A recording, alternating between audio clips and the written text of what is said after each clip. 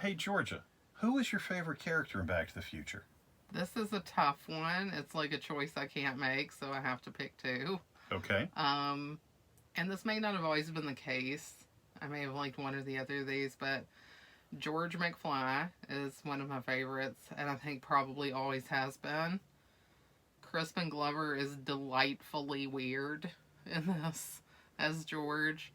I really like the character because he reminds me, in a way, of my mom. My mom is a really smart person, but she can be really timid. And I really love to see the way that George goes from, not really having a lot of confidence and faith in himself and working with Calvin Klein, which is what they think Marty's name is when he goes back in time. Well, that's the name on his underwear. Yeah, exactly. Yeah, George comes to like a new confidence and kind of becomes like the hero of like the 1955 plot in a way. So I really like him, and he's got a lot of funny lines, and again, just the mannerisms and just quirky weirdness of Glover is awesome. But I also would say this time especially, Doc Brown like kills it. Yes, And he it's does. Christopher Lloyd is amazing, and I've always liked Christopher Lloyd since I was a kid. And watching the movie Clue, he's Professor Plum in that. So lascivious and horrific, but great. But now that I'm older, I've seen Christopher Lloyd in a lot more things, particularly Taxi, Yes. which is a show I never watched as a kid, but you and I watched it a couple years ago. And Christopher Lloyd in Taxi as Jim, that was the name, right? That was his name. Was ridiculous and unbelievably funny. And so I just have like a new Christopher Lloyd appreciation that I came back to this film with. And he's another just delightfully weird person, especially as Doc. We talked in the lead up to this, like last week, about the show Rick and Morty, which we both like. And I always kind of watched Rick and Morty thinking that Rick is like a really kind of chaotic, evil version of Doc Brown. But Doc Brown is actually like super chaotic in a way that I don't think I remembered. Like, he's just stealing plutonium at the beginning, just getting into trouble, doesn't care. It's all in the service of science. And I really loved that this time.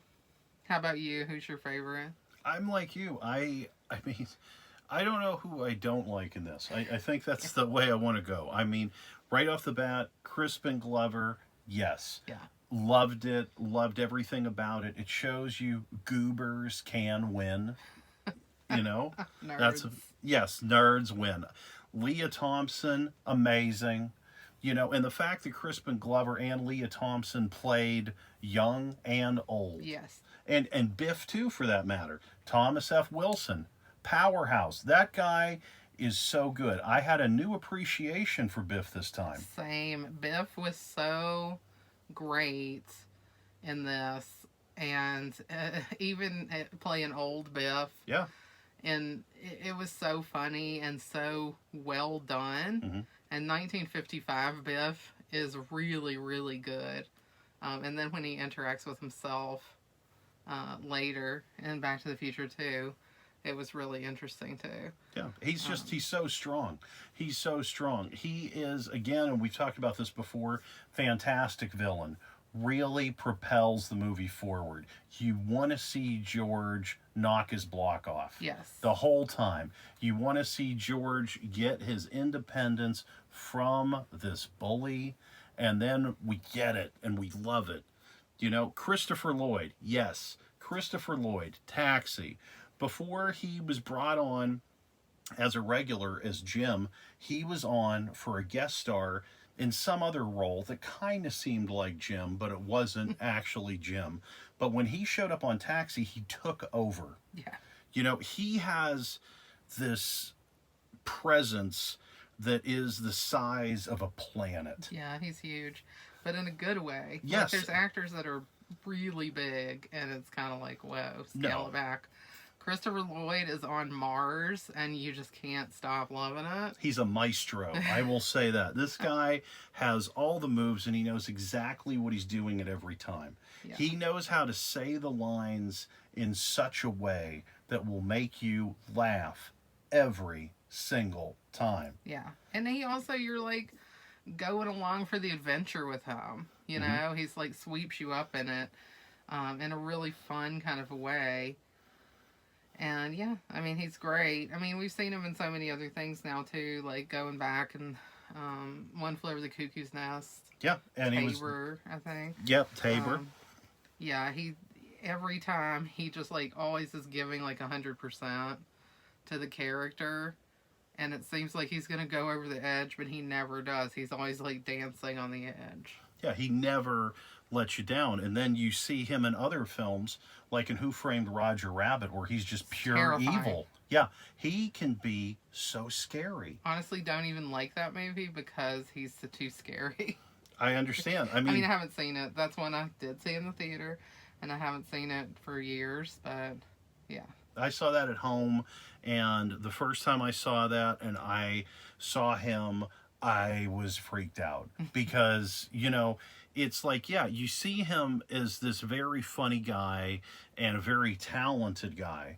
But then when he turns the screw and shows you this evil character, then you realize this guy could do anything, Yeah. anything at any time. I actually wanted to go back for a second because I had this note and I missed it because I wrote it off to the side. But I looked it up while I was watching this because I was curious. And Crispin Glover is actually 3 years younger than Michael J. Fox. So he's playing the father of a person who's actually younger than him in real life. And Michael J. Fox and Leah Thompson were basically born within maybe the same 2-week time period. So Wow. they're exactly the same age.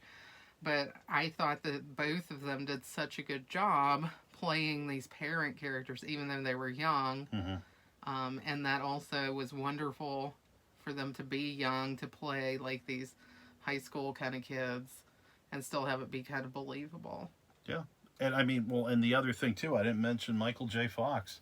I mean, that's the guy that, Oh, you yeah. know, ties the whole room together, if you will. You know, he's there. Yeah, this movie doesn't exist without him. No. Easily. He has this charisma. He has fantastic timing.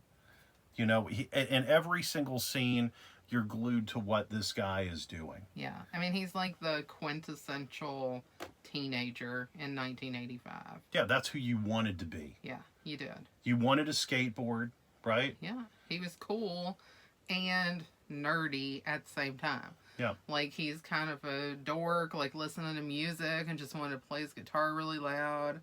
And he's not, you know, he's good at playing guitar, but he kind of gets too wrapped up in it Yeah. to be good. Yeah. Yeah.